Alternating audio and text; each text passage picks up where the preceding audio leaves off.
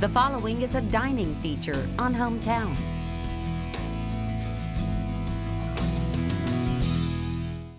Hey, don't touch that dial. Everyday Kitchens is fixing to start with Frank Murphy. That's right, the Frank Murphy from Star 102.1. He's going to be here doing a bunch of egg stuff. He's going to do eggs, I'm going to do eggs, French toast here, omelets with him. Come right back.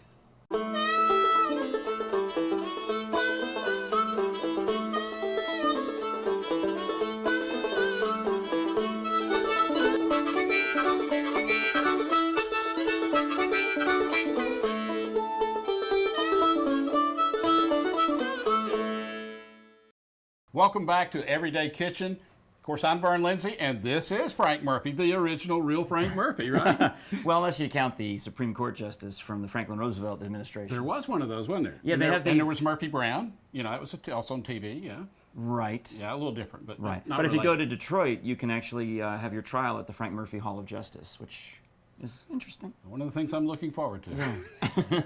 Yeah. Now, Frank, in case you don't know, I think I mentioned it before, right in the opening, but he is one of the key morning people right there, right on Star 102.1. Yeah, there's three of us, Mark and Kim and Frank, and I'm Yeah. Frank, as you figured out. Yeah, I did figure that part out. Yeah. And, so one thing I don't get to do every day is cook breakfast. So I figure what we'll do is we'll make some omelets up, but Okay. make a whole breakfast thing. We'll have some bacon and some eggs, and we'll make special kind of omelets. Because this is like short order cook omeletting. So it's pretty easy. Oh, it's super simple. Okay. And you can do a lot of varieties on it. That's what we do at our house. Is nobody likes to eat the same thing. And we got one person likes mushrooms, one person doesn't. One person likes onions, one person doesn't. It's kind of like pizzas when we say, well, can you do half and half? I say, no, can you do quarter and quarter? Right. You know, it's that- So this is the one time when at your house it's okay to be a short order cook because the basic setup is the same, but then with a couple little variations, you switch out the cheese, switch out the sauce, all of a sudden everybody gets a custom made omelet.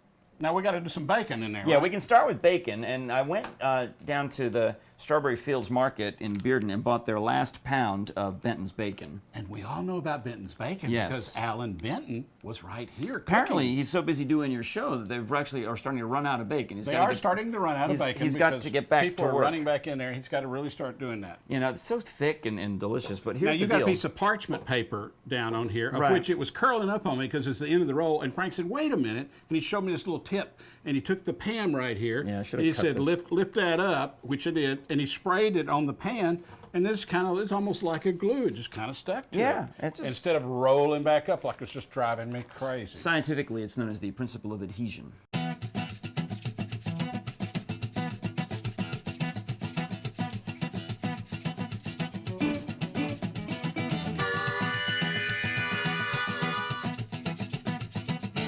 All right, let me have some. Let me start. If you're still chopping the zucchini, let me have the onion All right, grab what you need. peppers that you already did. All right, and I've just chopped up it's bell peppers, red and green, and a lot of onion. Yeah, that's all. This is just a mixture of pepper and onion. And this is zucchini and squash, And right? honest, yeah, that's both exactly yellow squash and zucchini.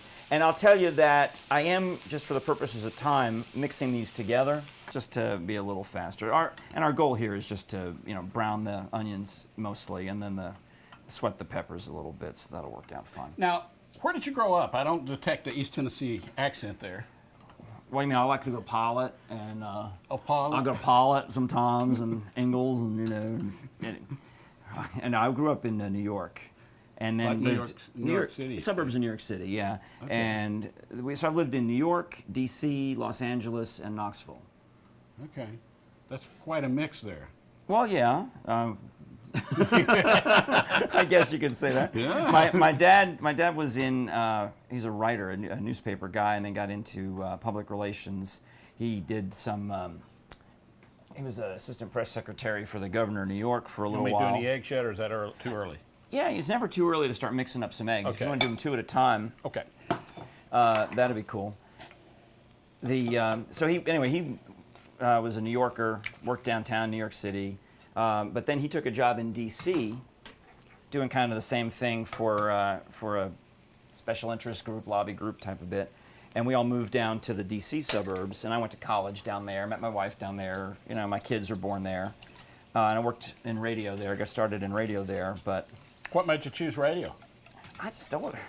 I loved it. When I was 10, my parents gave me a tape recorder because that's all I could care about was listening to Bob and Ray and all these old-timey radio guys that only old people listen to. And I was here I am in 10 years old listening to these shows and just loving it.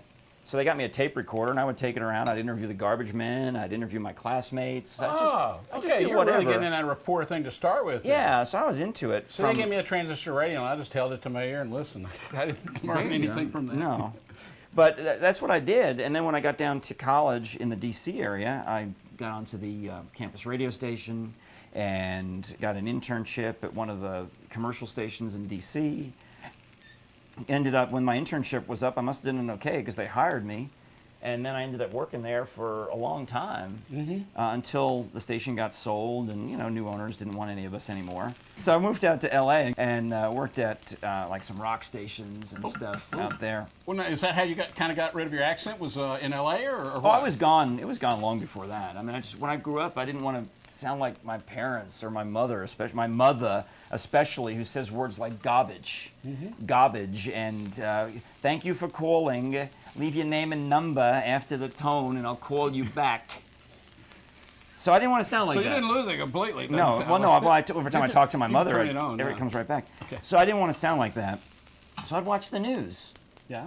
And I said, I want to sound like the guys on the news. Who was on the news when you were growing up? Well, I hate to admit that it was Huntley and Brinkley. Okay, I was a Walter Cronkite guy. Yeah, because that was an long time ago. But we'd occasionally watch like Frank Reynolds when the space program stuff was on, and Jules Berman and all that stuff. Yeah, we did all those movies too. Jules Verne? No, your Vern. Oh, my Vern. Jules Verne is that's right. I'm talking different. Anyway, so this is probably enough. We can really dry it out if I overdo it, but it looks nice. So That looks great. We can put that to the side. This is my special lucky spatula. I was working in radio. Does it melt? Well, I hope not. But this once upon a time was an Uncle Buck promotional spatula.